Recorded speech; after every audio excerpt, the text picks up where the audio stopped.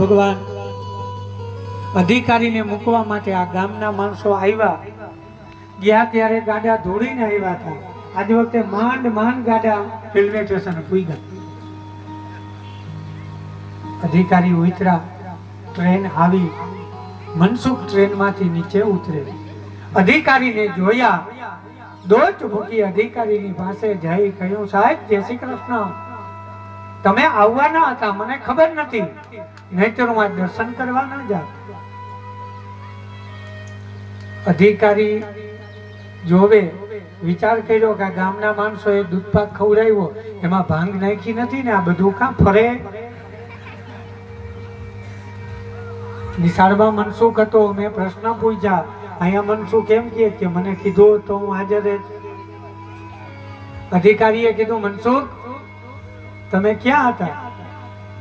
મનસુખે કીધું, સાહેબ આખા ગામને ખબર છે કે હું પૂનમના દિવસે ડાકોરનાથજીના દર્શન કરવા જાઉં.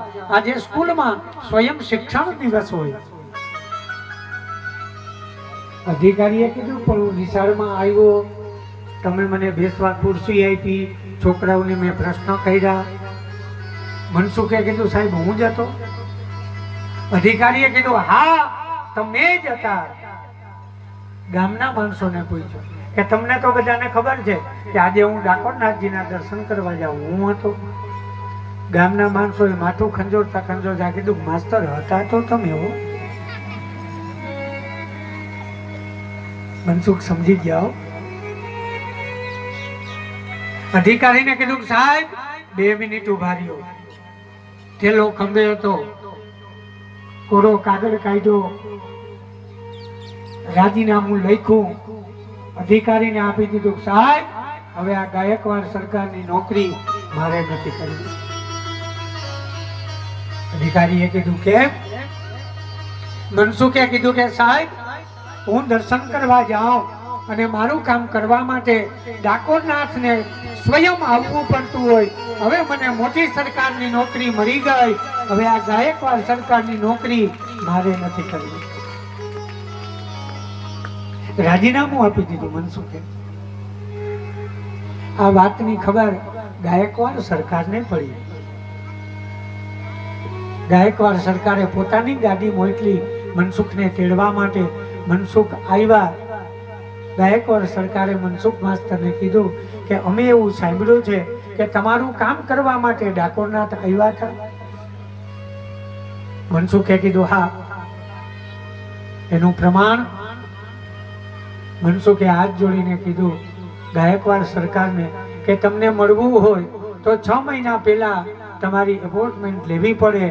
તમે ટાઈમ આપો, એ ટાઈમે અમે આવીએ. તમે 2 મિનિટ માંડ મળો, એના બદલે મેં માગ્યા વગર તમારી ગાડી મને તેડવા આવે, મારી વાત જોઈને તમે અહીંયા ઉભા રહ્યો. સાહેબ આનાથી મોટું પ્રમાણ બીજું હોય શું? અરે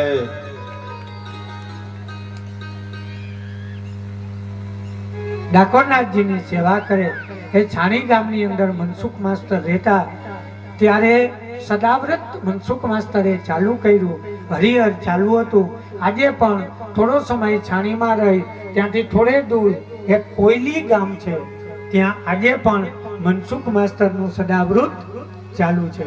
ત્યારે ડાકોરનાથજીના દર્શન કરવા જાઓ તો કોયલી ગામમાં જાજો, ત્યાં આજે મનસુખ માસ્તરનું સદાવ્રત ચાલુ છે. ભગવાનનો સાક્ષાત્કાર, એની શરણાગતિ લઈએ તો ઈશ્વર કાર્ય કરવા માટે ચોક્કસ આવે છે, એમાં કઈ શંકા જ નથી. ધ્રુવજી મહારાજ અફસોસ કરે છે કે મને મુક્તિ ન મળી. આપણા ઇતિહાસમાં પહેલી વખત એવું બન્યું કે 5 વર્ષના બાળકને રાજ્યાભિષેક થયો. ધ્રુવજી મહારાજ ઘરે આવ્યા તો ત્યારે ઉત્તાનપાદ અને એની બંને સ્ત્રી સુનીતિ અને સુરુચિ બે સાથે છે. ધ્રુવજી મહારાજે આવી પગે કોને લાગ્યા હશે? સુનીતિને કે સુરુચિને? આવી અને ધ્રુવજી મહારાજ સુરુચિને પગે લાગ્યા. કહ્યું કે માં, તમે આવા વચન બોલ્યા, પિતાના ખોળામાંથી મને ઊભો કર્યો તો મને નારાયણના દર્શન થયા. ધ્રુવજી મહારાજને રાજ્ય આપ્યું. ધ્રુવજી મહારાજ રાજ્ય કરે. સુખદેવજીએ કહ્યું કે રાજન આગળ પુત્રની ક્રૂરતાથી કંટાળી કોઈ એક વેન નામના રાજા હતા. આ વેન એટલો બધો ક્રૂર હતો. રાજાનો પુત્ર છે, દાવા ન લાગ્યો, રાજાનું મૃત્યુ થયું એટલે આ વેન રાજા થયો. રાજાનો દીકરો છે, ચોરી કરતો, મદિરાનું સેવન કરતો, પિતાનું મૃત્યુ થયું એટલે વેનનો રાજ્યાભિષેક થયો. વેન ગાદી ઉપર બેઠો એટલે ગામમાં શહેરમાં ચોરી થતી બંધ થઈ ગઈ. કારણ કે આનું કામે એ જ હતું. એટલે ચોરને ખબર હતી બધાને કે હવે ચોરી કરશું તો આપણને આ પકડી લેશે. વેન રાજાએ સભા બોલાવી અને કીધું કે તમે જે કાંઈ પણ કર્મ કરો છો એ કર્મ તમે નારાયણને નહીં પણ મને અર્પણ કરો.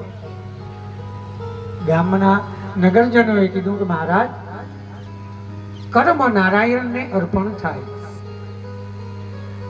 વેન રાજાએ કીધું કે રાજા છે એ પ્રજાનો ભગવાન કહેવાય, તો કર્મ ભગવાનને અર્પણ કરાય. કર્મ તમે મને આપે, કૃષ્ણાર્પણ નહીં પણ વેનાર્પણ કરો. યજ્ઞાદિક કર્મો બંધ કરાવ્યા. વેન રાજા ગાદી ઉપર બેઠા. યજ્ઞાદિક કર્મો એ ધીરે ધીરે બંધ થવા લાગ્યા. એ વેન રાજાનું ચરિત્ર, પૃથુ રાજાનું ચરિત્ર, પ્રચેતાઓનું ચરિત્ર, ભરતજીનું ચરિત્ર એ બધા આપણે આવતીકાલે સવારે 9 વાગે એ સત્સંગનો આપણે પુનઃ પ્રારંભ કરીશું. અત્યારના આપણા જ્ઞાન સત્રને અતિકાલ થવા આવ્યો છે. અત્યારના સત્રને આપણે અહીંયા વિરામ આપીએ. આજનો જેનો પૂજાનો વારો છે એ અને એ સિવાયના બધા જેના કાંડા બાંધ્યા છે એ ભાગવતજીની પૂજા આરતી માટે આવે ત્યાં સુધીમાં તનસુખભાઈ 2 મિનિટ હરિસંકીર્તન કરી અને આપણા અત્યારના સત્રને આપણે વિરામ આપશું.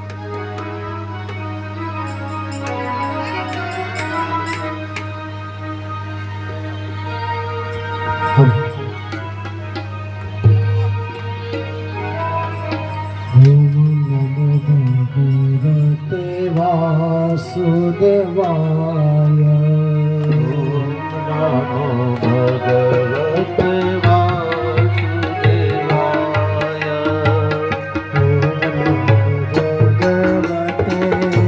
વાસુદેવાય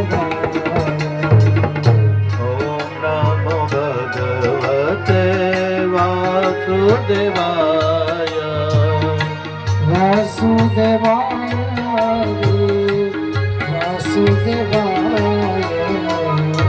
વાસુદેવાય હરિ વાસુદેવાય